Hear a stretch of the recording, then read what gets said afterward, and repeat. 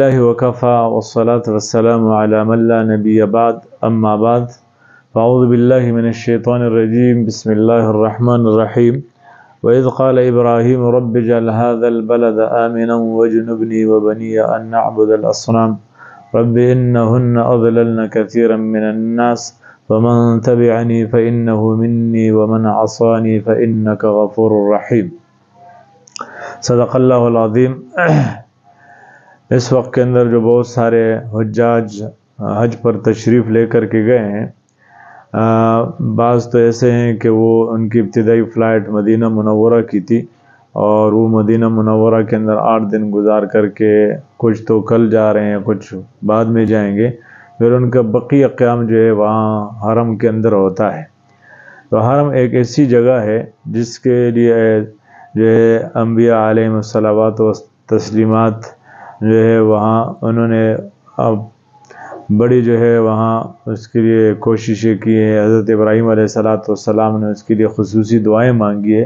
تو بڑی مقدس جگہ ہے، احترام اور عظمت والی جگہ ہے، اور حرم کے اندر جو ہے کوئی نیک عمل اس کا اجر و ثواب بھی بہت زیادہ بڑھ جاتا ہے۔ حدیث شریف کی روح سے حرم کے اندر ایک نیکی جو ہے وہ 1 لاکھ کے برابر ہے، اور یہ اس مقام کی وجہ سے اجر اور ثواب میں اضافہ ہوتا ہے۔ اور خصوصاً حضرت ابراہیم علیہ السلام نے ان کے لیے خاص طور پر دعائیں مانگی ہے، رب اجعل هذا البلد آمنا وإذ قال إبراهيم رب اجعل هذا البلد آمنا وإذ قال إبراهيم رب اجعل هذا بلدا آمنا۔ اس طرح جو ہے قرآن مجید کے اندر ان دعاؤں کا ذکر ہے، اور حدیث شریف کے اندر بھی آتا ہے کہ آپ صلی اللہ علیہ وسلم نے مدینہ کے لیے دعائیں مانگی، تو اس دعاؤں کے اندر آپ صلی اللہ علیہ وسلم نے ابراہیم علیہ السلام کے ان دعاؤں کا تذکرہ فرمایا جو ابراہیم علیہ السلام نے حرم کے لیے اور مکہ کے لیے جو دعائیں مانگی ہے۔ اور اس دعاؤں میں موطا امام مالک کے اندر وہ روایت موجود ہے کہ آپ صلی اللہ علیہ وسلم نے فرمایا کہ ان ابراہیم نبیک و عبدک و خلیلک، کہ آپ ابراہیم علیہ السلام جو آپ کے بندے ہیں اور آپ کے نبی اور آپ کا جو ہے خلیل ہے، انہوں نے حرم کے لیے مکہ کے لیے دعائیں مانگی ہے، یا اسی طرح میں بھی آپ کا بندہ ہوں، میں آپ کا نبی ہوں، میں بھی حرم کے لیے دعائیں جو ہے حرم مدینہ کے لیے دعائیں مانگتا ہوں۔ تو اب چونکہ ابراہیم علیہ السلام نے خصوصی دعائیں مانگی ہیں، ان دعاؤں کا جو ہے ثمرہ ہے اور برکت ہے کہ وہاں پر جو ہے ہر عمل کا ثواب بہت زیادہ بڑھ جاتا ہے۔ اور اسی طرح یہ بھی لکھا ہے کہ جس طرح وہاں ایک نیکی کا ثواب بڑھتا ہے اور اس میں اضافہ ہوتا ہے اجر و ثواب میں، تو اسی طرح وہاں گناہ کا وبال بھی بڑھ جاتا ہے۔ تو حرم کے اندر رہتے ہوئے جب آدمی عمرے سے فارغ ہو جائے، حج کے ایام تک کافی دن ان کے پاس ہوتے ہیں، تو وہاں پر ان کو حرم کے اندر جو ایسا وقت گزارنا چاہیے کہ وہاں حرم کے حدود جو ہے وہ ان کے عظمت پامال نہ ہو، وہاں کے جو اللہ نے اس کو ایک شرف بخشا ہے، جو ایک مقام عطا فرمایا، اس کے خلاف ورزی نہ ہو۔ اس لیے حاجیوں کو چاہیے کہ یہ وقت بہت جو ہے قیمتی بنایا اور عبادات کے اندر یہ وقت گزارے، اور کوشش یہ ہو کہ حرم کے اندر یہ جب تک حج کے ایام شروع نہ ہو تو اپنا اکثر وقت حرم کے اندر گزارے، اللہ یہ کہ عورتیں جن کے پاس ہو تو ان کو چاہیے کہ عورتیں اپنے رہائش ہی کے اندر جو ہے وہ نمازیں ادا کریں، ان کو وہی پر یہ اجر اور ثواب ان کو وہی پر ملے گا۔ تو حرم کے اندر نمازوں کا اہتمام کرے اور نوافل کا اہتمام کرے، اور باہر والوں کے لیے جو ہے طواف کرنا یہ زیادہ افضل ہے، تو اپنا زیادہ وقت طوافوں میں گزارے۔ اور اسی طرح حدیث شریف میں آتا ہے کہ اللہ تعالیٰ جو ہے حرم کے اوپر بیت اللہ کے اندر 120 رحمتیں جو ہے اللہ تعالیٰ نازل فرماتے ہیں، ان میں سے جو ہے 60 رحمتیں وہ طواف والوں کے لیے ہوتی ہے، اور جو 40 رحمتیں وہاں پر نماز پڑھنے والوں کے لیے ہوتی ہے،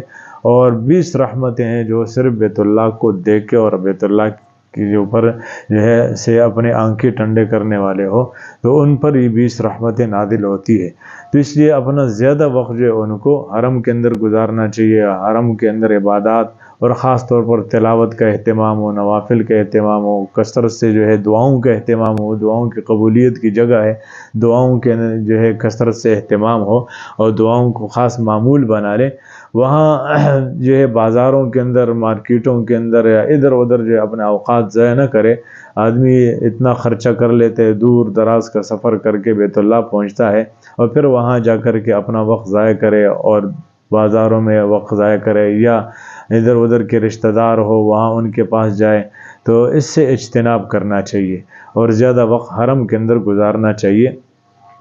اسی طرح جو ہے آج کل ایک بہت بڑا جو ہے ایک بیماری بڑی پھیلی ہوئی ہے، ایک وبال کی ایک صورت اختیار کر چکی ہے، اور وہ یہ ہے کہ وہاں موبائل کا بے دریغ استعمال ہوتا ہے۔ تو حجاج اور عمرہ کرنے والوں کو چاہیے کہ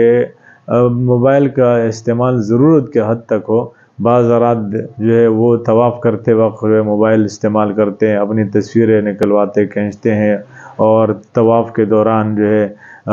موبائل کی تصویریں نکال کر کے پھر اس کو اپلوڈ کرتے ہیں۔ یہ جگہ اس کے لیے نہیں ہے کہ وہاں اس طرح موبائل کا بے دریغ استعمال ہو۔ وہاں عبادت کرنی چاہیے اور ان فضولیات سے اپنے آپ کو بچانا چاہیے۔ اسی طرح کم از کم جو ہے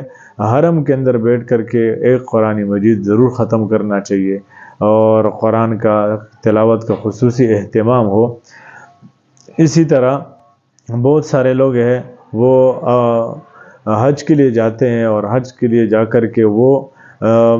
نمازیں جو ہے اپنے حرم کے اندر ادا نہیں کرتے، بلکہ اپنے قیام میں نمازوں کو ادا کرتے ہیں۔ تو یہ شان نہیں ہے ایک حاجی کے لیے کہ اپنا وقت اس طور پر ضائع کرے اور عبادت جو ہے حرم سے باہر کرے۔ اسی طرح جمعے کے اندر جو ہے جمعے کے اندر بر وقت جانے کی کوشش کرے، چونکہ جمعے میں لوگ زیادہ ہوتے ہیں۔ اگر کوئی آدمی تاخیر سے جاتا ہے تو پھر اس کو حرم کے اندر نماز پڑھنے کے لیے جگہ نہیں ملتی، تو اس کے لیے کوشش کرے کہ وہ جلدی جو ہے تیاری کر کے بر وقت جو ہے حرم پہنچے، تاکہ حرم کے اندر ان کو جمعے کی نماز کا جو ہے ادائیگی کا موقع ملے اور میسر ہو۔ تو اس کے علاوہ اور بہت ساری چیزیں ہیں، انشاءاللہ وقتاً فوقتاً آپ کے سامنے میں رکھوں گا۔ اللہ تعالیٰ جو ہے ہمیں بھی سعادت نصیب فرمائے، اور باتوں پر عمل کرنے کے اللہ تعالیٰ سب کو توفیق عطا فرمائے۔ وآخر دعوانا الحمد